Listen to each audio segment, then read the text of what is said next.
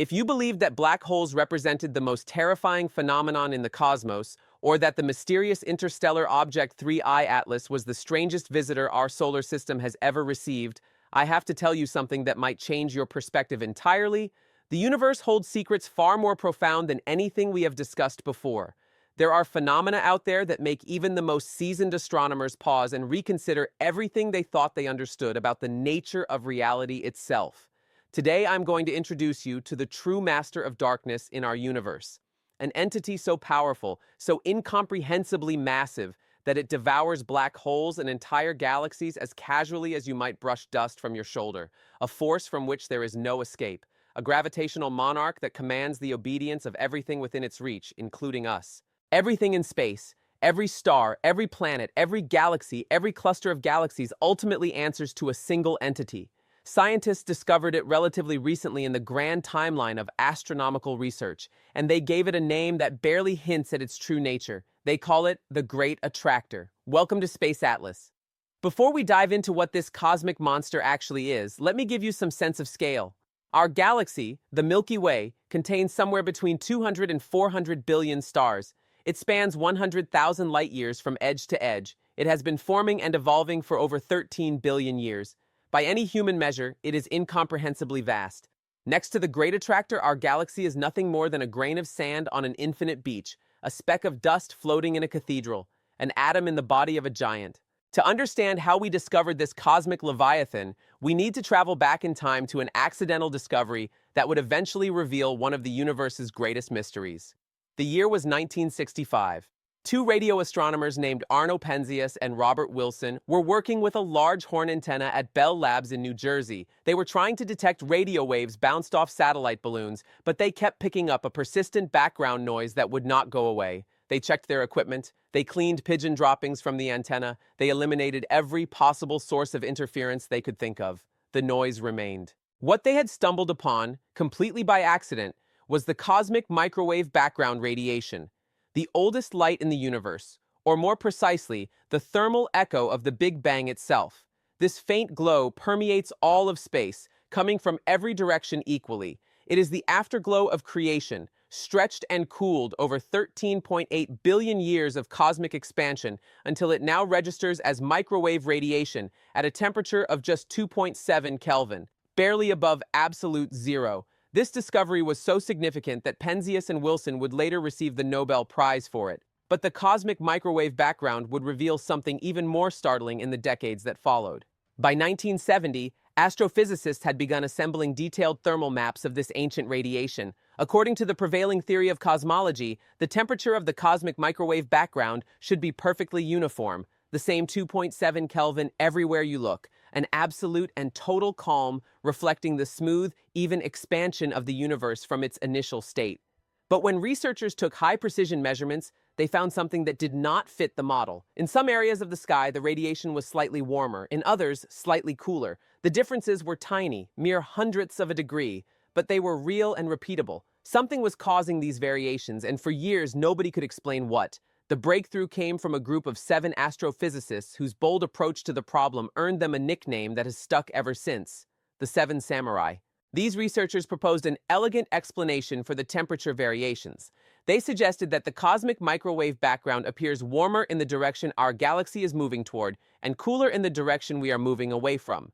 This is the Doppler effect, the same principle that makes an ambulance siren sound higher-pitched as it approaches you and lower-pitched as it moves away. Light and radiation behave the same way. Motion toward a source compresses wavelengths and increases apparent temperature. Motion away stretches wavelengths and decreases it.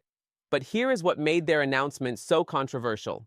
They had studied the movements of 400 elliptical galaxies in our cosmic neighborhood, and they discovered that all of them, every single one, along with our own Milky Way, were flowing toward the same point in space, streaming in the same direction like leaves caught in an invisible current. Behind the dust of our own galaxy, they claimed, hidden from direct observation, lurked a concentration of mass equivalent to tens of thousands of galaxies. We could not see it with our telescopes, but we could measure its gravitational influence by watching how everything around us moved. The announcement caused an uproar in the astronomical community. These 7 researchers were claiming that a structure existed that violated all models of cosmic uniformity. The universe was supposed to be roughly the same everywhere on the largest scales. A hidden mass concentration, this enormous contradicted that fundamental assumption. Skeptics were vocal and dismissive. Impossible, they said. There is nothing there. You are misinterpreting the data. Your methods are flawed. The criticism was intense and often personal. Does this sound familiar? It should. The same pattern plays out today whenever observations challenge established assumptions. Scientists dismissing anomalous data about 3I Atlas as ordinary cometary behavior. Experts insisting that unusual observations must have conventional explanations. The resistance to paradigm-shifting discoveries is a constant in the history of science, but verification proceeded despite the criticism, and it turned out that the Seven Samurai were right. Subsequent observations confirmed that our galaxy, along with our entire solar system, along with the planet beneath your feet right now, is moving through space at approximately 600 kilometers per second toward a specific point in the cosmos. Let me help you understand that velocity. 600 kilometers every single second. That is over 2 million kilometers per hour. Fast enough to circle the entire Earth in about 70 seconds. Fast enough to reach the moon in 10 minutes. Fast enough to reach Mars at its closest approach in about 3 days. And we have been traveling at this speed for billions of years, moving towards something we cannot see. But here is where the story takes its strangest turn. When astronomers tried to look directly at whatever was pulling us with such tremendous force, they saw absolutely nothing. It is an irony of cosmic proportions. Exactly in the direction we are heading, flying toward at 600 kilometers per second, lies the disk of our own galaxy. The Milky Way itself blocks our view. We call this region the zone of avoidance, a dense wall of stars, gas, and interstellar dust that acts like a curtain drawn across the most important window in the universe. We are standing inside the galactic disk, trying to look through it toward its edge, and we are effectively blind. Precisely in the direction that matters most to our understanding of cosmic structure, we cannot see. Imagine being pulled by a rope in a completely dark room. You feel the tension. You feel yourself being dragged across the floor. But you cannot see who or what holds the other end. That is our situation. We know something is pulling us. We can measure the force. We can calculate the direction. But we cannot see what is doing the pulling. Gravity, however, does not lie. To accelerate a galaxy like the Milky Way, which has the mass of approximately 700 billion suns, to a velocity of 600 kilometers per second requires an object of truly monstrous mass. Either that or some force we do not yet understand. At first, scientists thought they had identified the culprit, the Virgo cluster. This is a cosmic megalopolis containing over 2,000 galaxies located relatively nearby in astronomical terms. Perhaps Virgo's combined mass was pulling us toward it, but when they ran the calculations, the numbers did not work. The Virgo cluster is simply too light to generate the observed attraction. Its gravity could account for some of our motion, but not nearly all of it. The pull we were experiencing required something far more massive than Virgo. And then came an even more startling realization. The Virgo cluster itself was also moving, flying toward the same destination as us. Virgo was not the magnet attracting everything nearby. Virgo was another nail flying toward the magnet, another leaf caught in the same invisible current, another victim of whatever lurked beyond the zone of avoidance. Think about what that means. Something out there is pulling not just our galaxy, but an entire cluster containing thousands of galaxies, all of them streaming in the same direction, all of them accelerating toward the same point. The force required to accomplish this is beyond ordinary comprehension. And this is just what we have mapped so far. Almost every month, new observations reveal additional galaxies in the flow. The true scale of this phenomenon keeps growing as our instruments improve. So scientists faced a dilemma. They could not see through the zone of avoidance with normal optical telescopes. Visible light gets absorbed and scattered by the dust of our own galaxy, leaving us blind in that critical direction. For decades, the mystery seemed insoluble. The breakthrough came when X-ray telescopes and radio telescopes became sophisticated enough to peer through the veil. Normal light cannot penetrate the galactic dust, but X-rays and radio waves can. They pass through the zone of avoidance like sunlight through a window, revealing what lies beyond. And when radio telescopes finally pierced that barrier, when they looked behind the curtain in the direction of the constellation Norma, the puzzle began to fit together. They did not find empty space. They found a gravitational anomaly of colossal proportions, a concentration of matter so dense, so massive, that it dominates the dynamics of our entire region of the universe. A supercluster that would later be identified as part of a vast structure called Laniakea. Laniakea is a Hawaiian word meaning immense heavens. It is a poetic name for something that defies poetry. This structure spans over 500 million light years. It contains approximately 100,000 galaxies, and all of those galaxies, including ours, are flowing like water droplets toward its gravitational center. The Great Attractor lies at the heart of Laniakea, approximately 250 million light-years from Earth. Its mass is estimated at tens of thousands of times the mass of our entire galaxy. Can you imagine an object that weighs the same as 10,000 Milky Ways combined? I cannot. Not really. The human brain did not evolve to comprehend such scales. We can write the numbers, we can do the mathematics, but truly visualizing what those numbers represent is beyond our cognitive capacity. The Great Attractor is so massive that it overrides the normal expansion of the universe in our sector of space. Everywhere else, the universe is expanding. Galaxies are moving apart from each other as space itself stretches. But in our region, the attractor's gravity is stronger than the expansion.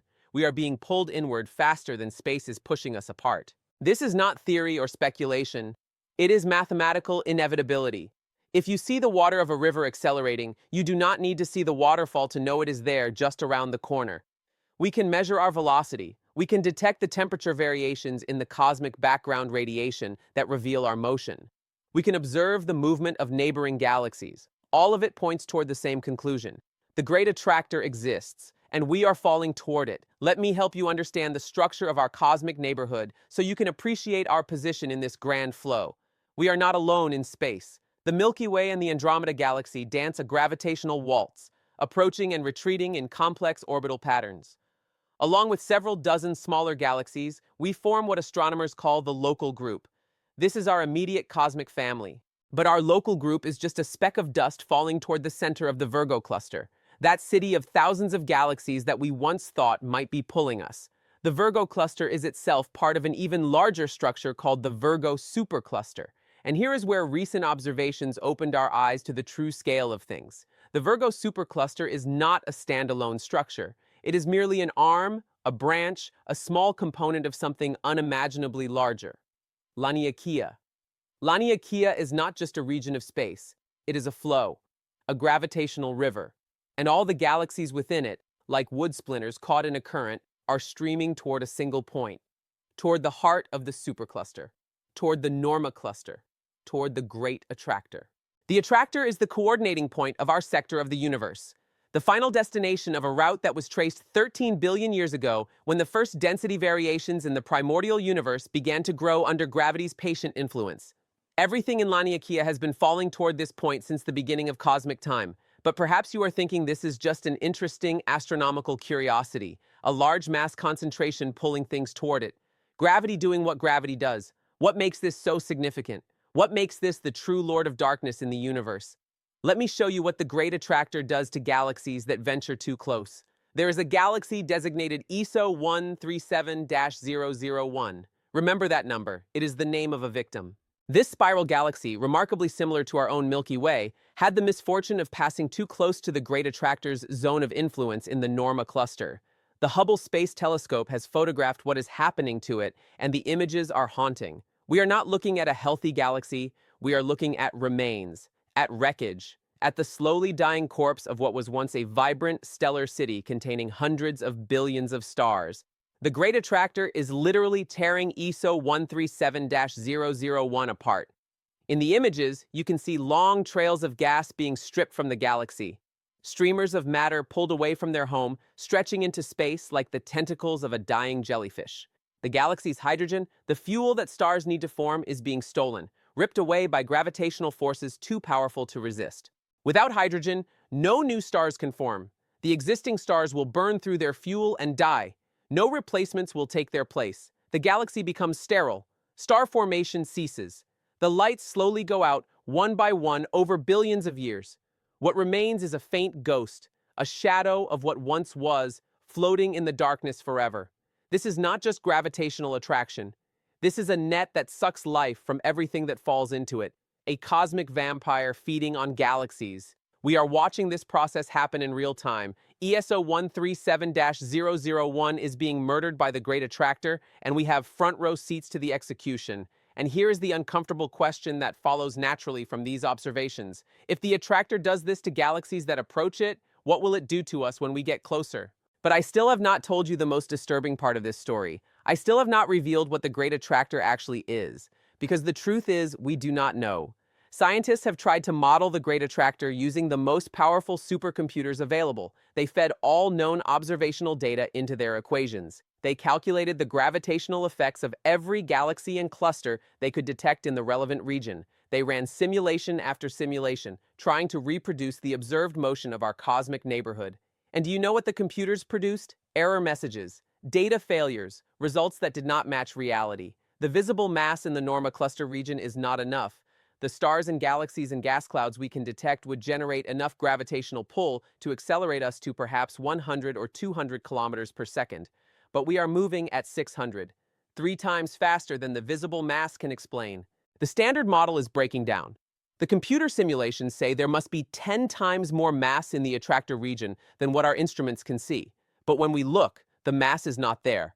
Either our instruments are blind to something, or there is matter in that region that is not made of ordinary atoms, or there is something else entirely going on, something our current physics cannot describe. Here we enter the territory of forbidden speculation, the kind of ideas that scientists hesitate to discuss in major lectures for fear of damaging their reputations. But there are researchers whose commitment to truth outweighs their concern for professional standing. Nobel laureate Hannes Alfvén proposed the existence of cosmic plasma currents. Imagine gigantic electrical cables stretched across the universe, rivers of ionized gas that create magnetic fields of brutal intensity. What if galaxies are drawn together not primarily by Newtonian gravity, but because they are strung along these invisible lines of electromagnetic force, like beads sliding along a tensioned wire toward the lowest point? If this theory is correct, the Great Attractor is not an object in the traditional sense. It is a node, a knot in the universe's electromagnetic network, a cosmic electrical substation where field lines converge and matter accumulates. But there is another theory, one that sounds like science fiction but finds more indirect support with each passing year. A theory embraced by respected astrophysicists at NASA and major universities around the world, a crack in the multiverse. The Planck satellite studied the cosmic microwave background with unprecedented precision. Its data showed that the movement of superclusters in our region might be influenced by something outside the boundaries of the observable universe, something pulling us from beyond the cosmic horizon.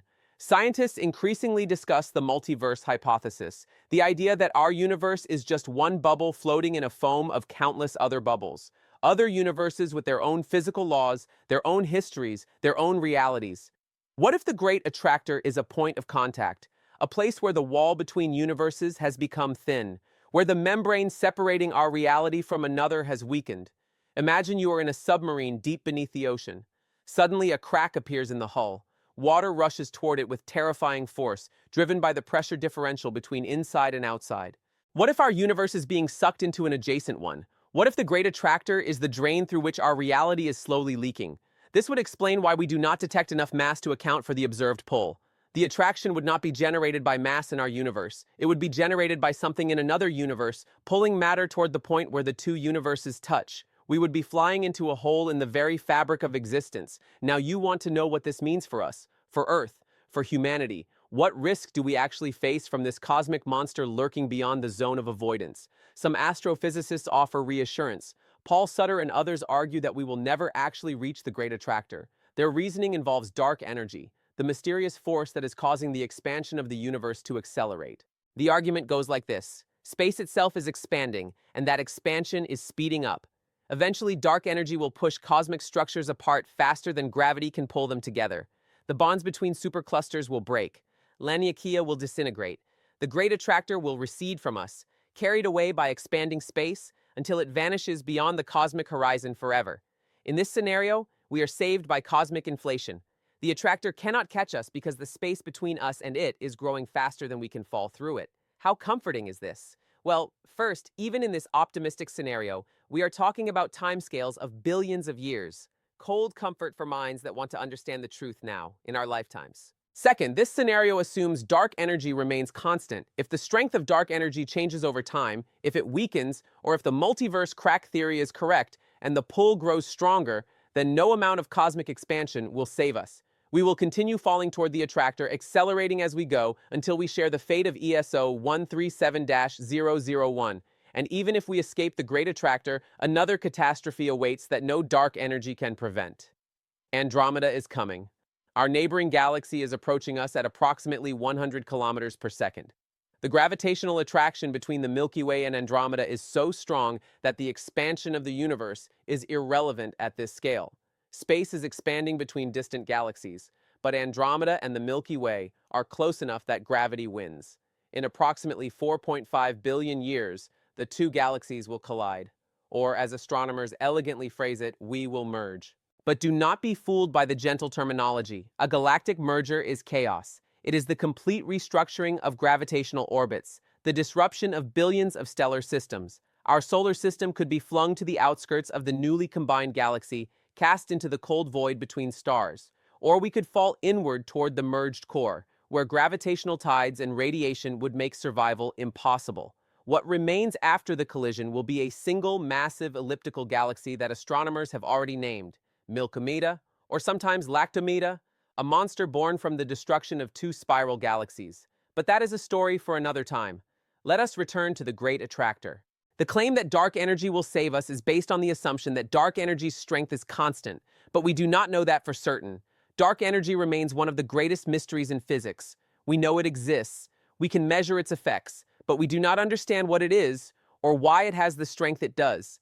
We cannot rule out the possibility that it will weaken over cosmic time. And if the Great Attractor is indeed a crack in the multiverse, a drain through which matter is flowing into another universe, then the dynamics might be completely different from what our models predict. The pull could strengthen as more matter accumulates near the breach. The flow could accelerate. We could be drawn toward the attractor faster than we can currently imagine. So where does this leave us? We are on a ship called Earth. Our ship orbits a star called the Sun. Our star orbits within a galaxy called the Milky Way, and our galaxy is flying through space at 600 kilometers per second towards something hidden behind a curtain of cosmic dust. In front of us lies a region where galaxies die, where stars are stripped of their fuel, where matter is torn apart by forces we can barely comprehend. We have found a place that cannot be fully explained by current physics, a place that might be a concentration of dark matter, a node in a cosmic electromagnetic network, or a hole to another universe entirely. Official science calls it a density anomaly, a gravitational concentration, a supercluster core. But we might as well call it the great unknown, because despite all our observations, all our calculations, all our sophisticated instruments and powerful telescopes, everything we think we know about it remains provisional, uncertain, subject to revision as new data arrives. Perhaps galaxies have their own destiny written in the initial conditions of the universe. Perhaps this flight toward the attractor is not a fall, but a pilgrimage. Perhaps we are cells in the circulatory system of some vast organism, flowing toward the heart. There are more questions than answers. There will always be more questions than answers. That is the nature of science. That is the nature of the universe. But of one thing I am certain, we are not static. We are not safe. We are not sitting peacefully on a rock floating through empty space. We are part of a colossal flow whose nature we are only beginning to understand, a current that has been carrying galaxies toward the same destination for billions of years. A river of matter and energy that we cannot escape because we cannot even see its banks. Our Earth is not a stable platform from which we observe the cosmos. Our Earth is a tiny atom, flying through the immense and vast universe, caught in forces that dwarf anything we have ever experienced. And perhaps that is the most important lesson of all. The sooner we understand how small we are, how vulnerable we are, how dependent we are on this fragile planet in the midst of cosmic forces beyond our control, the faster we will learn to take care of what we have. The faster we will learn to treasure this pale blue dot that is our only home. The universe does not care about us. The Great Attractor does not know we exist. The gravitational forces shaping our cosmic destiny are utterly indifferent to human hopes and dreams and fears. But we can care about each other. We can work together to understand the universe we inhabit. We can strive to protect the only world we have, even as it hurtles through space toward an unknowable destination. Thank you for joining me on Space Atlas. If this journey through the cosmic architecture of our universe has expanded your perspective, consider subscribing. There is always more to explore, more mysteries waiting beyond the next horizon, more questions that demand our attention. And most importantly, look at the sky tonight. Really look at it. Every point of light you see is a sun, possibly with planets, possibly with life, and all of it, everything visible and invisible, is being drawn toward the same gravitational destiny. We are all falling together. We might as well understand what we are falling toward. Until next time, keep wondering, keep questioning, and never stop looking up at the stars that are falling alongside us toward the heart of Laniakea.